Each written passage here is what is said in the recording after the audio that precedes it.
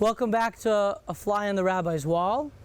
Today, we're privileged to have a special guest, warm Jew, Craig Emanuel, successful entertainment lawyer who resides in LA. Welcome to the podcast. Thank you for being here. So nice to be here. Nice to be talking to you. Thank you. So let's get started. Let's talk a little about your journey, your story. Give us a little glimpse into your life.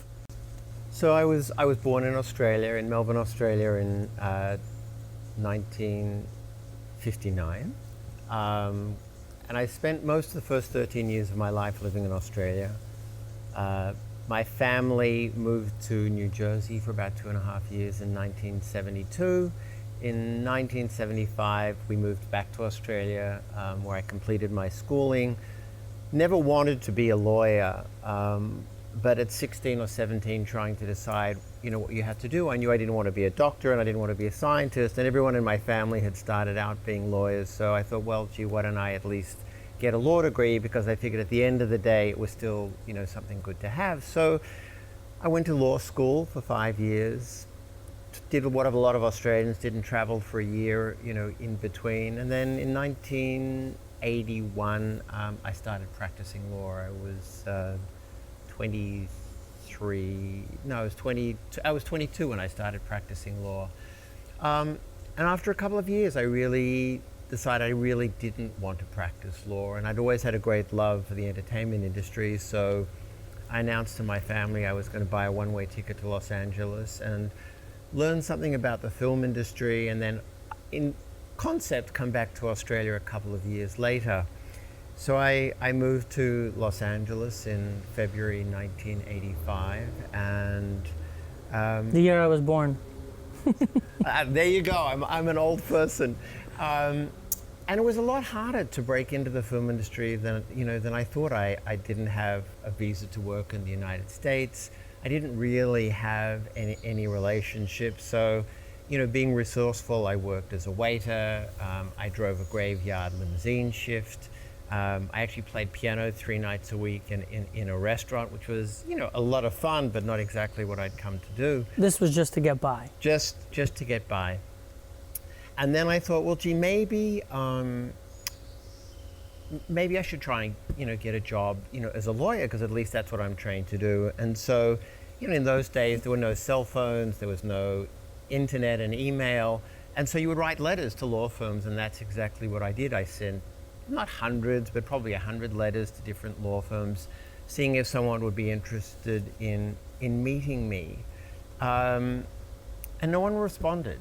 And I remember it was like in May of 1985, and I'd been here for a number of months and was starting to think, gee, did I really, make the right decision to come here? And thought maybe I should go back to Australia where I could, continue my career as a lawyer. And I thought, what, I'm 25 years old. I have my life in front of me. I have no obligations to anyone other than myself. And I have to change my attitude and I have to make things work for me and believe that the system can work. And then one day, and I actually haven't thought about this for a little while, I received a letter from a partner in a firm called Mitchell Silverberg and Knupp, from a partner whose name was Eddie Rubin. Nice Jewish man, Reuben, who said to me, look, I don't have a job for you, but why don't you come into my office and let's have a chat. And I remember going to his office, and in his office there were photos of 2 of the past US presidents saying, dear Eddie, thanks. And I think when he was younger, he may have driven across country, with Nixon. And he said, here's what I'm going to do is I'm going to let you use my name with 10 major law firms, and you write to them and say that I had suggested that I reach out to them, which I did. And all of a sudden people actually started to respond. And why did he do this for you? I think he was a mensch. Okay. I think he saw that I was a person that, was a stranger in a strange land. That I seemed to be, a decent and respectful person. Did he know you at all to believe in you and want to do this for you? Not at all. Okay. Not at all. And I made the decision that at that point, anytime I would have a meeting with someone, I would never leave the room without having another contact of someone to reach out to and expand the network of people, which is what I did. And as a result of that, I ended up finding someone who'd come out from London to open the LA office of a large law firm in the UK. And I said, look, why don't you give me a job? I said, I'll do anything. I'll work for next to nothing. And, I'm sure I can, take care of your corporate books. I can do research. And this partner ended up hiring me on a part-time basis and was paying me $15 an hour. And I figured if I worked 80 hours a week, I could make enough money to cover my rent and my expenses. And that led to that person then offering me a job on a full-time basis, sponsoring me for my visa so I could work in the United States, paid for me to sit the California bar. And it really has started a 35-year friendship, and I became a partner in the firm. And then when he left to go into business with one of our clients, I took over the firm. And then in 1998, I took that firm and merged the firm with Loeb & Loeb, where I was for 20 years until 2.5 years ago when a group of us came to Paul Hastings. But the story about Eddie, I think, served a real reminder to me is that I get a lot of emails and calls from people who contact me blindly saying, look, I would love to come and have a chat with you about the entertainment industry. And my assistant always says, Craig, you're too busy to reply and meet with all of these people. And I remember what it's like when you're trying to achieve something and doors are constantly being closed in your face. And sometimes even 15 minutes of reassurance can give you that energy to feel, okay, you know what, if I stick with this, the opportunity is going to be there. And I think that Eddie's conduct, and as you said, someone who was a complete stranger who opened up the opportunities for me, has something that I've actually, tried to adhere to in my own life. Because is that the story of today? Yeah, no, yeah, kind of. I think it probably is. I think, it's interesting. In one of the Rebbe's Sichas last week about the Pasha, he actually this week's Pasha, he talks about a story of the Baal Shem Tov, who talks about a man who is in life for 70 or 80 years. And if in the course of that life, he connects with one Jewish soul and gives them a piece of advice and points them in the right direction, then that in itself is a mitzvah that is worthy of existence.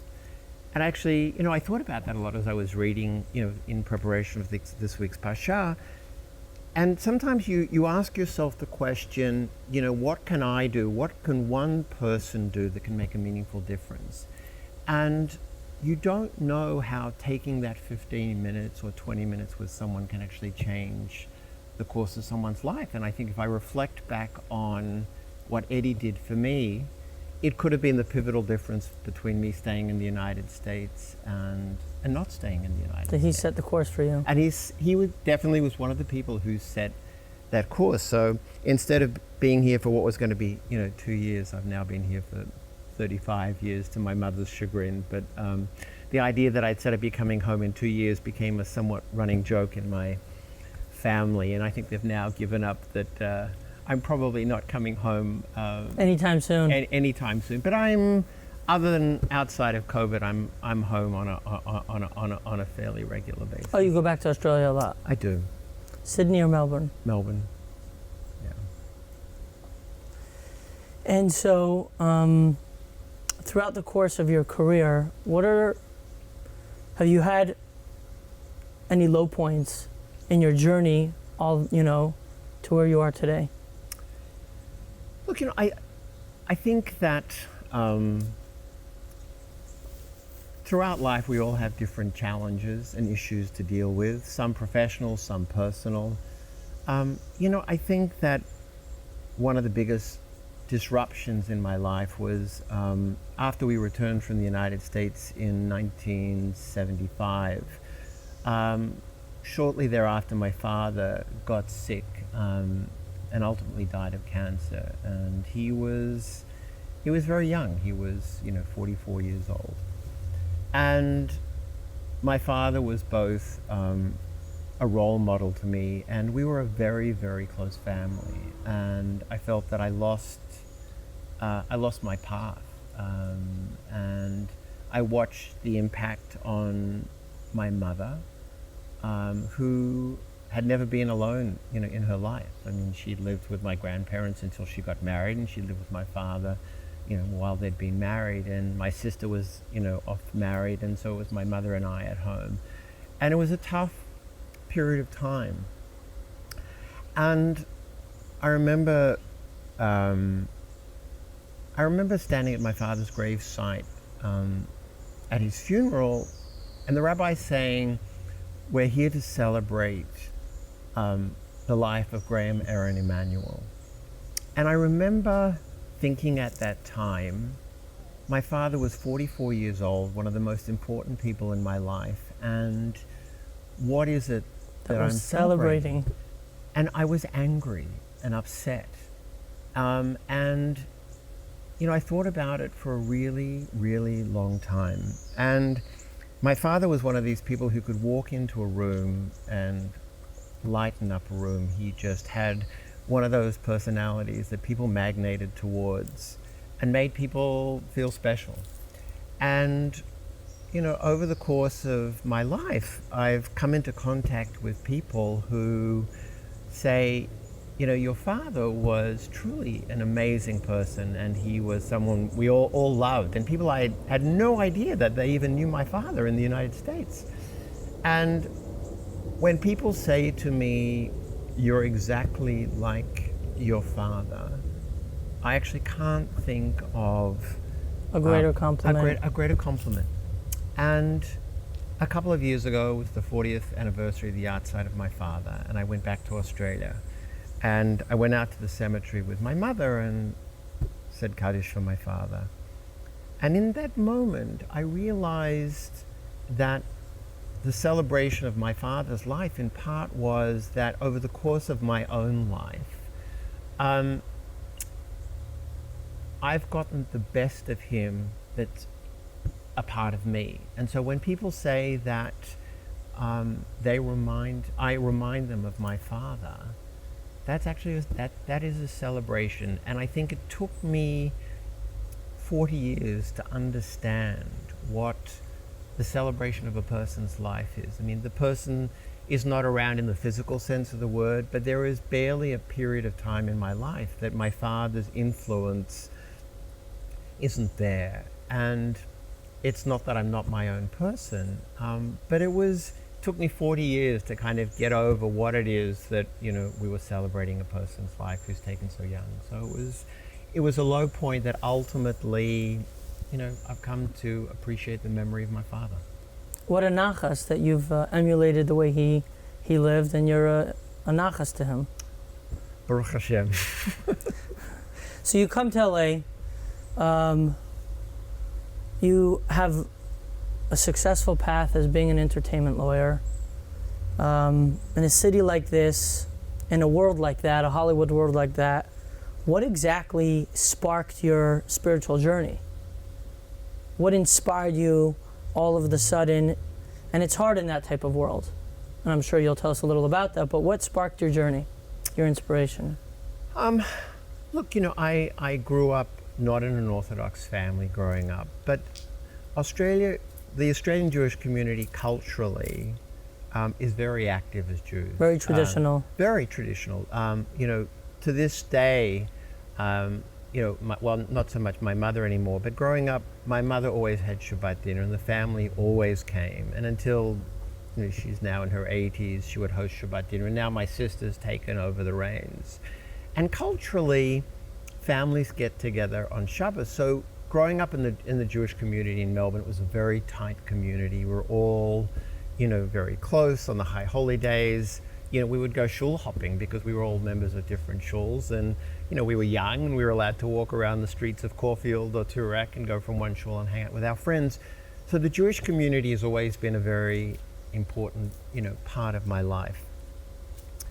About, I think, maybe 15 years ago, a group of us who'd been kind of going to shul together on a regular basis started talking about Daf Yomi and how there was a new cycle about to start.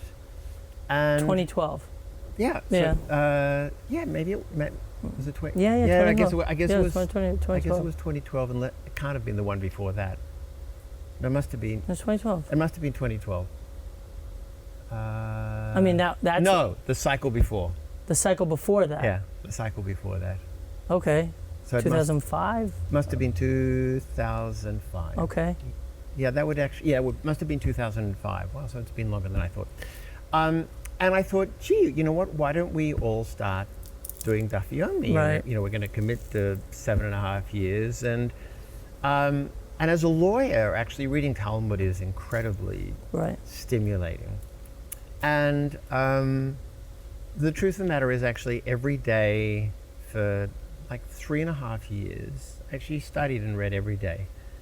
And for a variety of reasons, at some point I hit a roadblock, and there was just too much going on in my life, and I stopped. But in the course of reading Talmud, I discovered something really interesting, which is that when you read Talmud and you read the discussion between the rabbis, the discussion is never about I'm right and you're wrong.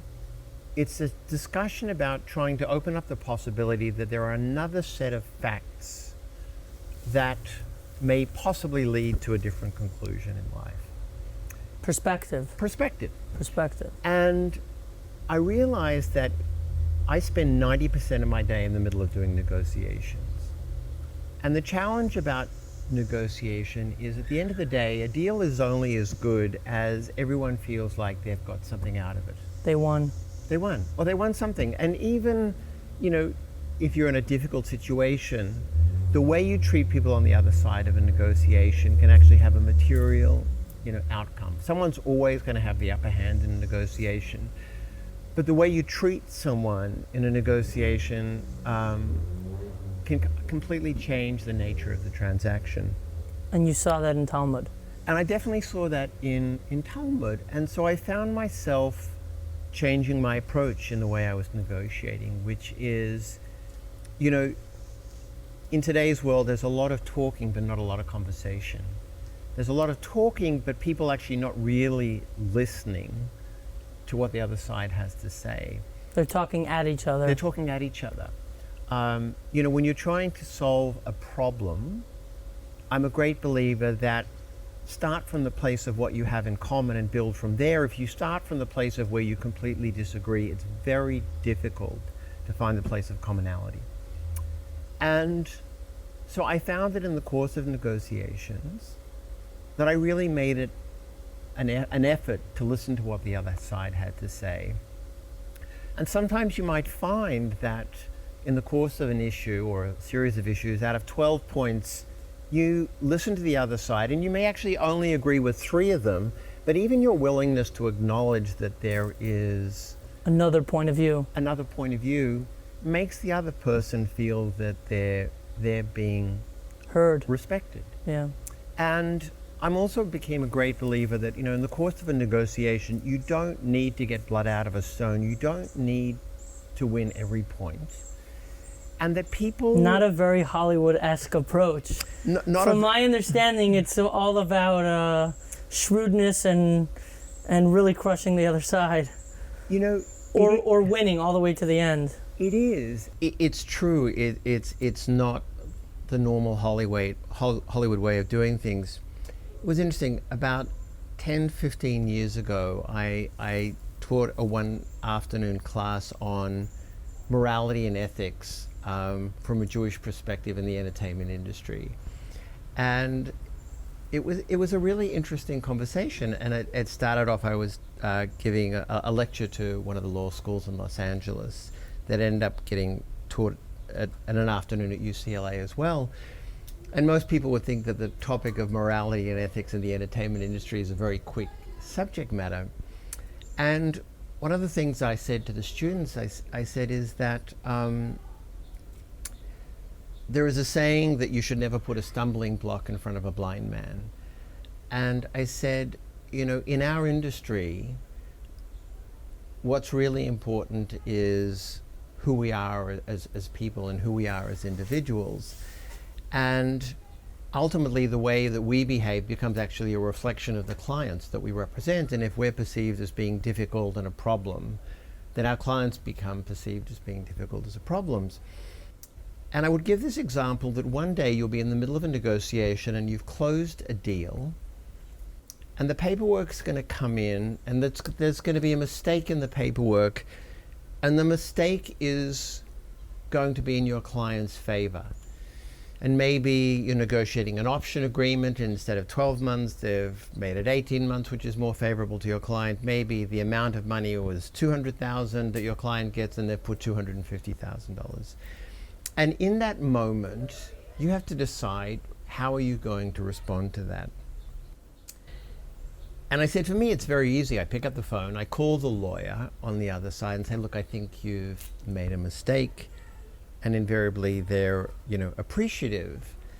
And your hope is, because as sure as night follows day, one day you will be the person who has made that mistake, that person on the other side is going to treat you the same way. And invariably a student will stand up and say, but isn't your job as a lawyer to be a zealous advocate for your client? And I say, absolutely. But I said, think about the facts here. You already have a closed agreement. The terms have been agreed, and the paperwork is not reflective of what the deal's supposed to be. And people remember how you treat them, and it will come back to your benefit. And I remember a couple of years later, I was doing a negotiation of a deal at Universal for a project. And the studio executive wanted to hire my client. And they were struggling to find a story for a sequel for a movie, and my client had written the first part. And the studio executive had said, money will be no object if you've, you know, got an idea you think can work, because the lead actor had a limited window in which he could perform. And, you know, from a lawyer and an agent's perspective, you know, this is, you know, what could be better? You know, we've got an open book. And I probably negotiated one of the most aggressive deals I've ever done for a writer up until this day.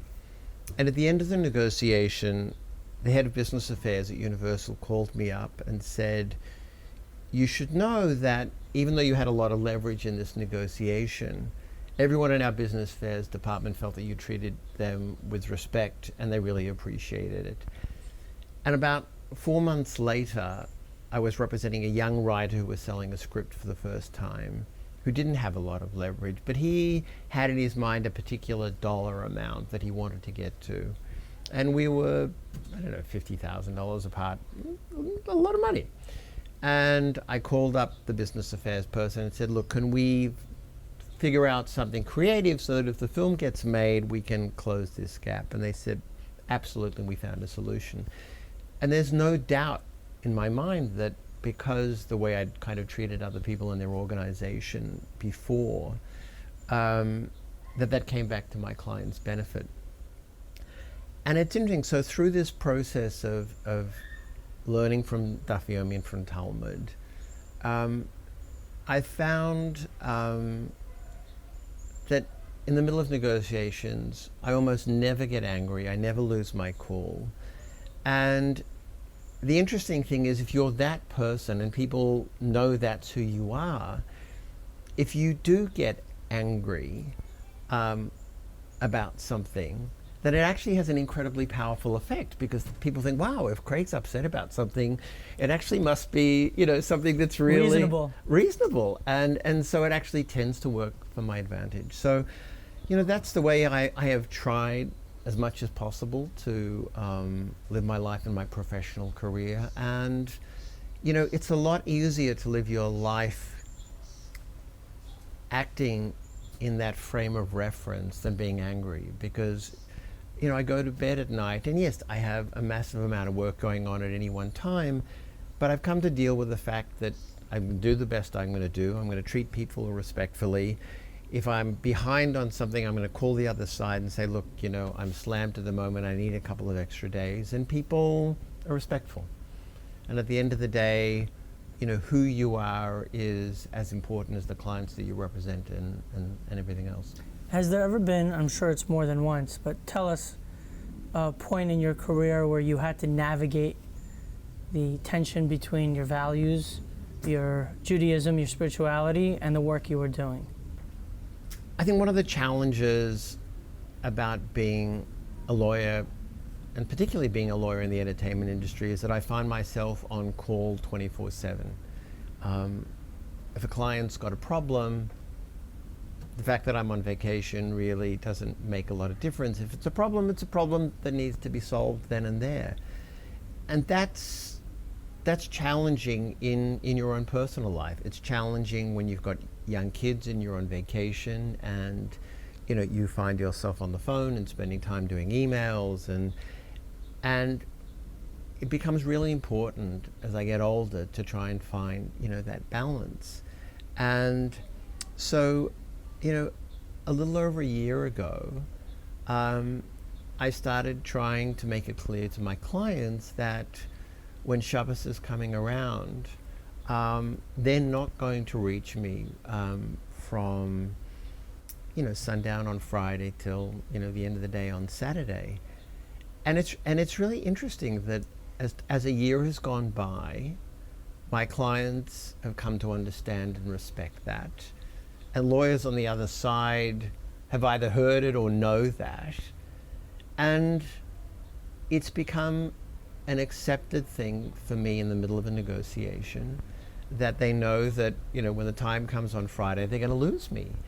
And it's made a huge difference to my life, because all of a sudden Friday afternoon, I can see the hours counting down, and I'm looking forward to having that 24-hour period of not being on my iPhone and not checking emails and not doing any of those things. And there's a reason why the Shabbos is supposed to be a day of rest. We all need it. And over the course of the last couple of months, I was in a negotiation a couple of weeks ago, and it was actually over the July 4th weekend, and it was a Friday, and we started the negotiations Friday morning, and they said, we know we have to get this done by the end of the day because we know we're going to lose you. And it was actually amazing to watch how everybody rallied together to get the deal done, an hour before Shabbos. And the truth of the matter is, there are very few things in life that can't wait for 24 hours. And you know what? If something can't wait, then they'll either figure it out themselves. But 90% of the time, or 99% of the time, my clients know that I am so responsive that if something has to get done over a weekend, Saturday night I'll make myself available, Sunday I'll make myself available. And it really has changed the quality of my life. And even recently I was involved in a deal at Netflix, and the business affairs executive, who's a young Jewish lawyer at the other side at Netflix, said, I'm really envious that you're able to tell people that come Friday night you're not going to be available. And he said that I wished that I could do that, and I'm not quite there yet in my career. And I said, you'll get there. And I said, you'll be surprised how, if you explain that to people, How much they respect it. how much they respect it. And it's very different. As I said, clients will interrupt you on vacation. But actually, if you tell them that, for religious reasons, you're not going to be available, it is amazing how respectful They are they'll to be. conviction. Yeah. And so that's been in the last 12 months, that's been a great positive change in my life. Are there any other situations in your life throughout your career where you were in a situation that made it difficult for you to live and adhere to your values?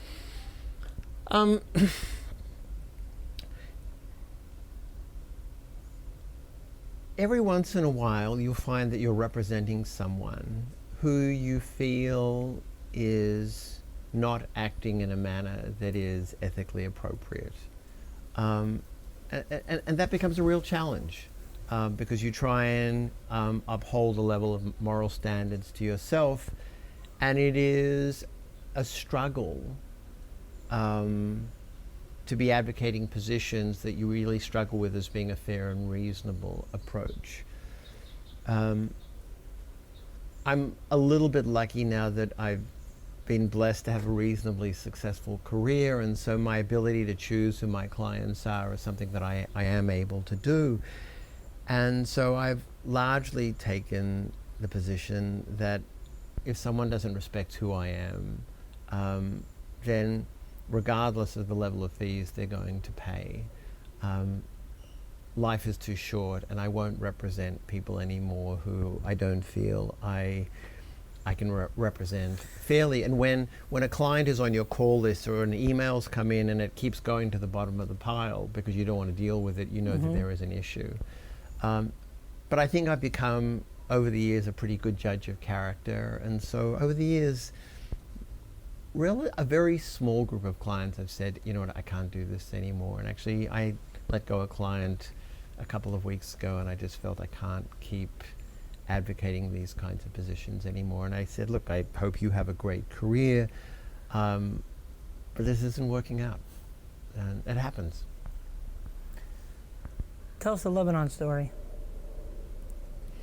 So it's very interesting. And the reason why I'm asking you too is because you lived by your conviction, the response people gave was amazing. So it's very interesting. I, as an entertainment lawyer, represent writers and directors and actors, and I actually represent filmmakers from all over the Middle East, and it's been a very interesting part of my practice. And I'm a great believer that in finding peace in the Middle East or finding a solution in any problem, engaging in meaningful conversation and dialogue is important.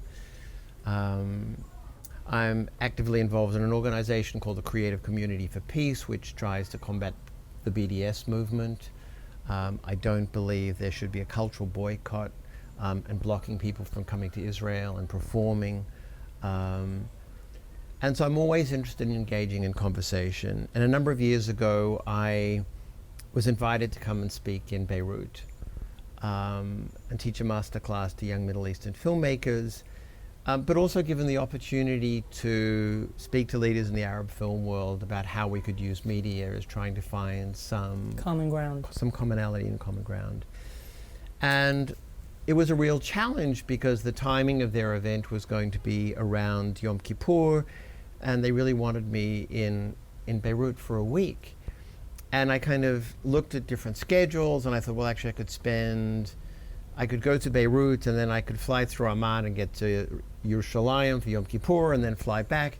And it just was going to be logistically impossible, apart from the fact, you can't enter Lebanon with Israel stamped in your passport, for which I ended up having to get a new passport in any event.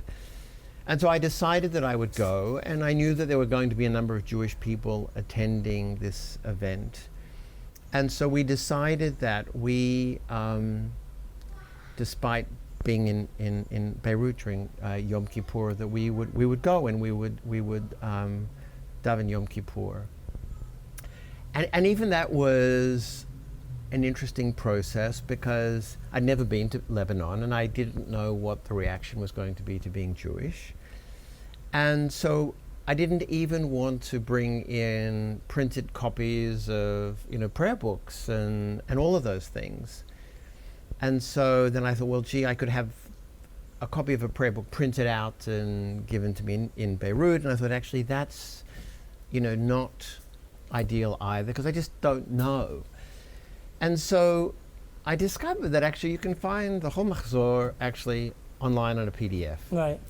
And even though technically you probably shouldn't be using an iPad over Yom Kippur, I kind of felt that if I'd gone to the rabbis and asked for a waiver, the opportunity to hold Yom Kippur would actually override the limited choice of actually having to conduct services on our iPads. Interestingly enough, there's a synagogue in Beirut. I was going to ask, was there any remnants of Jewish life So there? there is a limited Jewish community in Beirut. The shul's actually in a residential neighborhood, and because I wasn't aware in advance, we weren't able to get clearance to go into this neighborhood. So we ended up holding Yom Kippur services in my hotel room. And we did Kol Nidre, and we did a morning service, and we did Yizkor and Nila. And actually, in a break in the afternoon, we went for a long walk along the Corniche, and we sat overlooking the water and, talked and reflected on Yom Kippur and what it was like being in Beirut. And it was a very interesting experience. And at the end, after Nila, the organizers of the conference that I was at actually had canceled all of the events that day out of respect to us, and then hosted us for a Lebanese feast that evening to break fast. Amazing. Which was amazing. And on the afternoon before Kol Nidre, we were having this discussion about commonality, and I'll never forget it. We were on the beach in the Mediterranean in a city called Byblos, which is a city on the Mediterranean where people have lived continuously for 5,000 years. It's actually a city where continuity of existence is one of the oldest cities in the world. And we're sitting on the beach, and we had this amazing open conversation about how can we continue to engage the discussion of using media and entertainment as a means of finding some commonality in the world. And I've stayed in touch with a lot of those people, and we speak on a regular basis, and I'm mindful of the fact that kind of the act of actually going to Lebanon itself is not likely to be repeated? Well, not necessarily repeated, but also not kind of appreciated by everyone in the Jewish community. But for me, it was something important, and I wanted to do it. I know I have a friend who did business in Dubai for a very short period of time, and in his dealings with the sheiks on a Friday afternoon, in about 12 o'clock, or he told me about 12 or 1 o'clock, in the middle of the meeting, the sheiks stopped the meeting. And they said, out of respect for the Jew in the meeting, we're going to stop because Shabbat is coming and the meeting's over. It's interesting. I've actually done some business in the Emirates, and there's actually a surprising number of expats who are Jewish who actually keep Shabbat on a regular basis. There. Yeah, it's interesting. What other aspects have played a key role in from spiritual aspects, Jewish aspects have played a key role in your life and your career?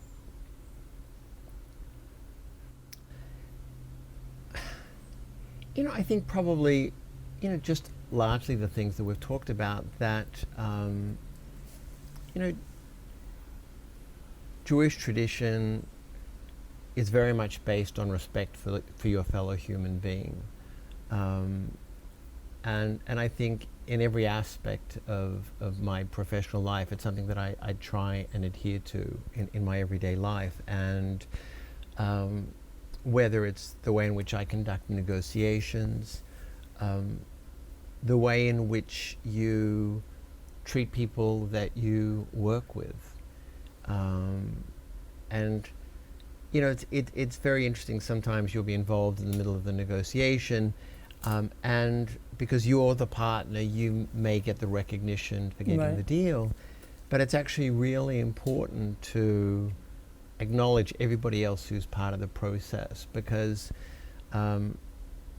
working on a transaction is rarely just one person, and it's all of the lawyers who are involved in the transaction, no matter how small or large their role is.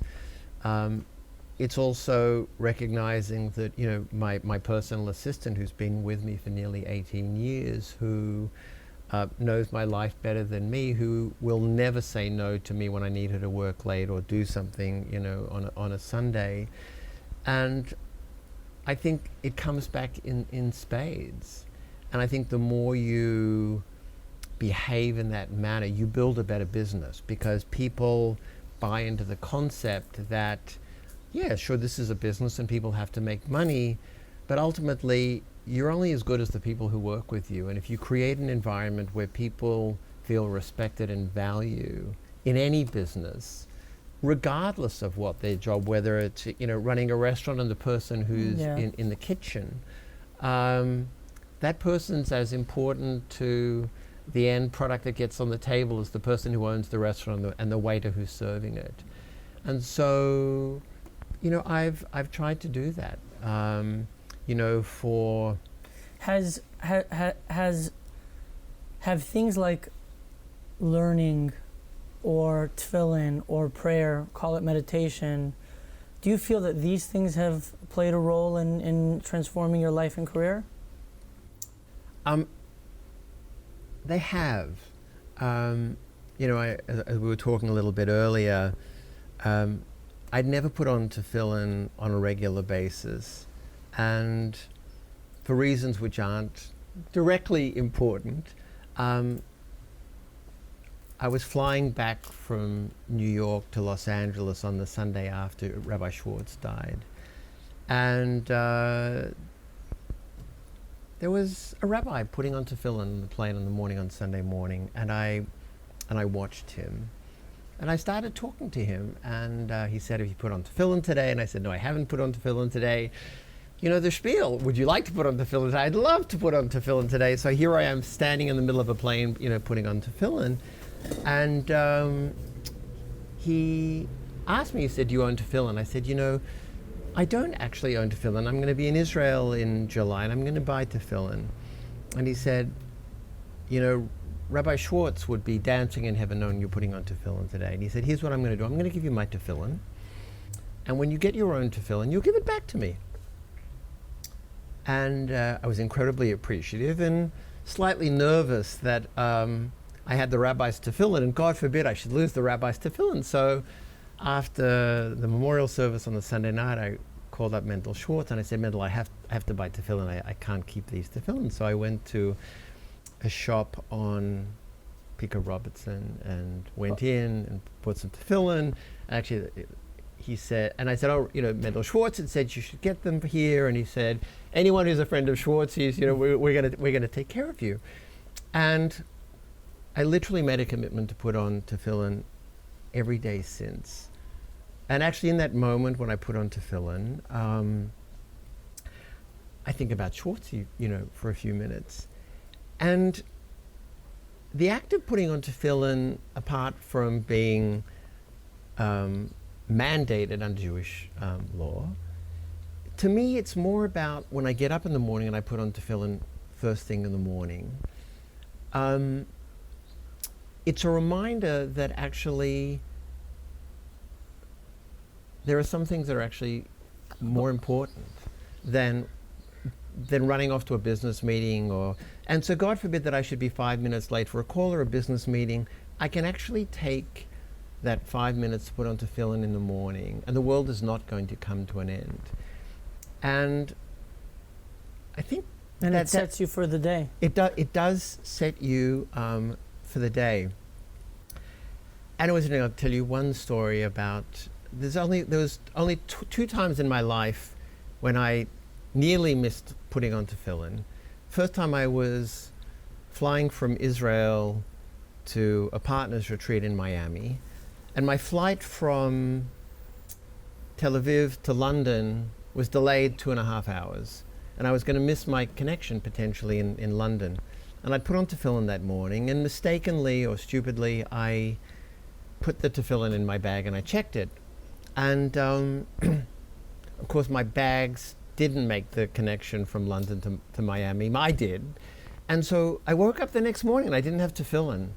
And I had not missed a day. And I was at a breakfast meeting with some of my partners, and I saw a guy at a kippah, and I went up to him and I said, "By any chance," and I never met him, "Do you have tefillin?" He said, "I do have tefillin." I said, "Any chance I could borrow your tefillin and put them on?" Of course he said, "Please come up to my room. It would be a mitzvah that you put on tefillin." So I didn't miss a day. And then last May, a year ago, not a few months ago, a year ago, I was in Morocco. I was in Marrakesh. And I was going to spend the day going out to Azariah, which is a very old Jewish area of Morocco. And there's a great tzaddik, whose name now completely escapes me, who's buried there. And I thought it'd be great to go to the cemetery and do that. And I'd always put on tefillin every morning in Marrakesh. And I was getting a very early start to drive out to Azariah because I wanted to get back in time for Shabbos. And I realized we'd been driving 2 hours and I hadn't put on tefillin. And it was an amazing thing. I thought, well, we're going to this ancient city. There are some synagogues there. I'm Googling, and I realized they're all ancient synagogues, and there's actually no synagogue there. And I thought, okay, we're going to go to the cemetery, and maybe someone there will have, tefillin. So we go to this ancient cemetery, which is overlooking the Mediterranean. And literally, and there's 2 sections to the cemetery. There's a public section, and then across the street, there's the private section where the tzaddik is buried, and there's a memorial for him there and a room. And literally, as we pull up, a group of 10 people arrive, and a guy comes to open up the cemetery so these people can daven at the graveside of the tzaddik before Shabbos. And we could have been there an hour earlier, an hour later, and I would have missed it, and I would have gone in. So we go in, and people are davening, and I go up and I ask all the men, does anybody have tefillin? And no one has tefillin. And they're going to close the cemetery up for Shabbos in about 10 minutes, and everyone's coming in, nobody has tefillin. And with 5 minutes to spare, a French guy shows up, and I said, by any chance do you have tefillin? He said, yeah, I have tefillin in my car. And he goes out to his car, and in the 5 minutes remaining, I go into the little chapel, and I put on tefillin. And I truly believe that God wanted me to find a path to put on tefillin. I would agree. And it was just an amazing moment. And then it was great. We got back in time to go to, there's actually a synagogue in the old city of Marrakesh that was built in 1492 that's still an active synagogue, which is pretty amazing. And I went to a shul for Shabbos, and I ended up sitting next to a guy who was from Australia, and we knew a whole bunch of people in common. So, things are what they are. I guess certain things are b'sheret. So, this is kind of a loaded question, but you have a lot of experience with it, or I would assume, and I didn't know that you were involved in CC for Peace. How do you navigate anti-Semitism and probably even more so anti-Israel sentiment in Hollywood? And actually, I think the question is more relevant now because we see it clearly and it's coming to the surface. It's not always easy. I remember 34 years ago when I was a young lawyer, I was having dinner with my partner, one of my partners and his wife in the LA office that I was working. And the managing partner of the London office, or one of the senior partners of the London office, we were all having dinner together at a restaurant on La Cienega. And for some reason, either the partner or his wife were making some, what I perceived to be anti-Semitic jokes, talking about Jewish people. And Did they know you were Jewish? I don't know if they knew I was Jewish or not. Some people say I look Jewish, so maybe they knew, maybe they didn't know. Certainly the LA partner knew that I was Jewish. And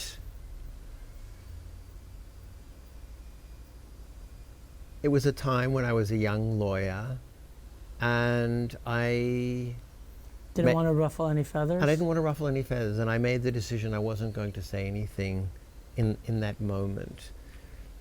And after the dinner, I spoke to my partner in Los Angeles, and I said, I have to tell you, I was very, very uncomfortable with the jokes that were being told at dinner, and it was only one or two, but And I said, I made a decision not to say anything, and I regret that I didn't say anything. And ever since then, I've said to myself, if people are going to act inappropriately, then I can't sit by and remain silent. And it's interesting, in reading yesterday over Tisha B'Av, there was, in one of the commentaries, it talks about that silence is actually betrayal. And there is an old saying that if you're not part of the solution, you're part of the problem.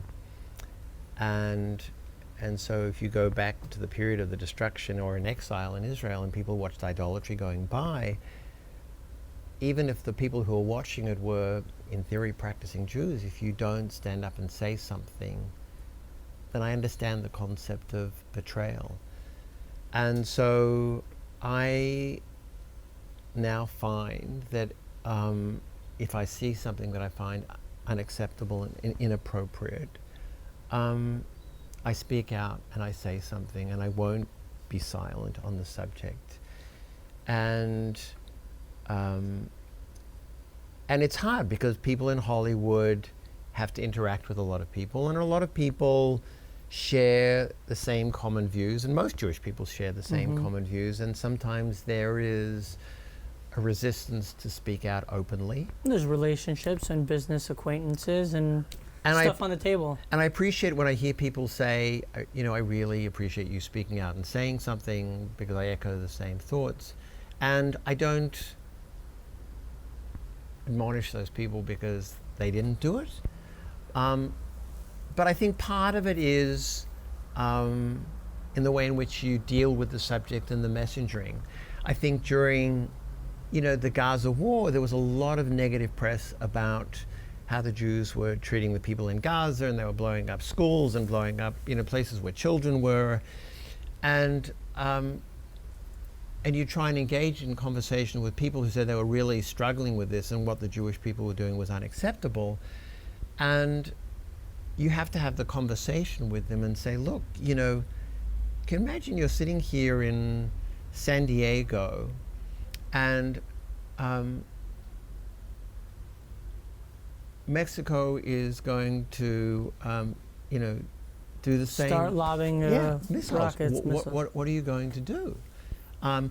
You're going to defend the country. And if the people in Mexico, against your wishes and with full knowledge, start putting children and families in places where the missile sites are, in the United States, there would not be any discussion at all. It would be a non-factor, and they would take the appropriate retaliatory action. And I said, ultimately, if you're sitting in Israel and your country is at risk, then you give as much advance warning as you can to say, we are going to target this. And the Jewish people do that a lot in the IDF. I mean, they drop leaflets all the time. All the time. Calls, texts. And the truth of the matter is Hamas and Hezbollah, they want people to be in those places because they know it's going to result in negative press, but you can't accept it at face value. And so you have to be willing to have those conversations. And some people will respond to the conversation and accept it and hear that there is another perspective. Others won't. But what I won't do is sit on the sidelines anymore. And I try and encourage as much as people to do the same. Respect. So as we finish up over here, what's a lesson or takeaway from our conversation today that you could tell everyone, and more specifically, people like you and in the entertainment industry? Look, I think, for me in my own journey, I think, as I said, I think the way I found that part of having success is the way in which you deal with people, because the way in which you deal with people encourages people to want to deal with you. And we all have choices to make. Whenever I'm being considered for representation, there's probably half a dozen other lawyers that are also meeting with the same prospective client. And if you have a reputation of both being good at what you do, being a deal closer rather than a problem maker, that's going to work, in your favor. And as I said, we all have a choice in the way in which we can live our life. And I think if you try and live your professional career adhering to moral and ethical standards, then you're going to find in your personal life you can do the same. I do think, it continues to be a struggle to find a balance between your personal life and your business life, finding time to, for Shabbos each week. But even that, I've now found that I can find a balance. And, growing up when my kids were younger, I'm very conscious of the fact that I didn't spend as much time with my kids as I would have liked. And you can't get those years back. And so I think it is absolutely true that it is the quality of time you spend with your family and your children that's more important than the quantity, because you can be present with your children, and if you're on the phone and working and not really devoting attention, on one level you might as well not be there as well. Right. At all.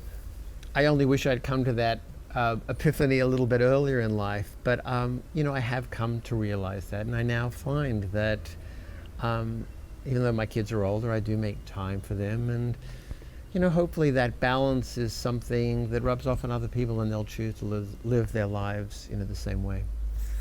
Well, thank you for today. Pleasure. I really enjoyed that. I believe everyone else will. Thank you for joining us. You were just a fly on the rabbi's wall.